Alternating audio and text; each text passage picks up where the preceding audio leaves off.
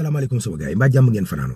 président de la république Bassirou Diomaye Diakhar Faye mooy soññ ñi nekk ci wàllu tabax BTP ne leen gën leen a farlu ci wàllu tabax yi ak qualité ndax loolu la Sénégal mérité waa BTP yooyu ñoom ñoo tourné waat ne état bi dimbali ñu blocage bi yàgg na ay poste yu bari fi mu nekk nii menacé wu nañ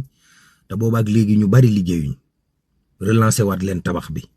ndax waa tabax bi moom sonn nañ lool. Barthélemy Dias ne Jeux olympiques de la jeunesse ñi koy organiser 2026 fii Sénégal dañ leen a war a jox lu war a tolloo 80 milliards te mairie bi amuñ ci vision classe ñooña daal. Balla Dieye mi bokk ca kuréel ga daal ne kii li muy wax dara du ci dëgg weddi ay waxam ba mu set wecc. maître Moussa Diop avocat daal ne Barthélemy Dias boo gisee niñ ko génnee ci mairie de Dakar dafa mel ne payanto politique da ci laxasu moom maître Moussa Diop ne bokkoon naa ci coalition Diomaye président waaye Ousmane Sonko dafa mel ni ñi àndoon ak moom doon xeex ba ñu jot ci nguur gi ñoom dañ leen a boddi.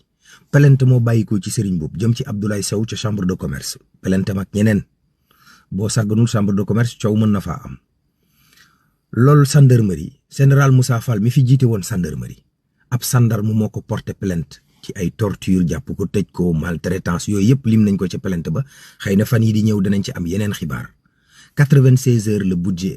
le député yi am ngir budget 2025 Pape Malick Ndour ministre de la jeunesse ba woon daal ne état bi lan moo tax publier wuñu budget 3e trimestre bi daal di interpeller société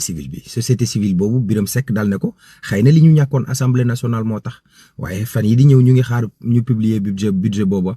marché Kaolack marché géej moo lakk magasin yu bëri mairie Kaolack génne 50 millions benn doomu Sénégal la ñu rey foofa ca Mali par balle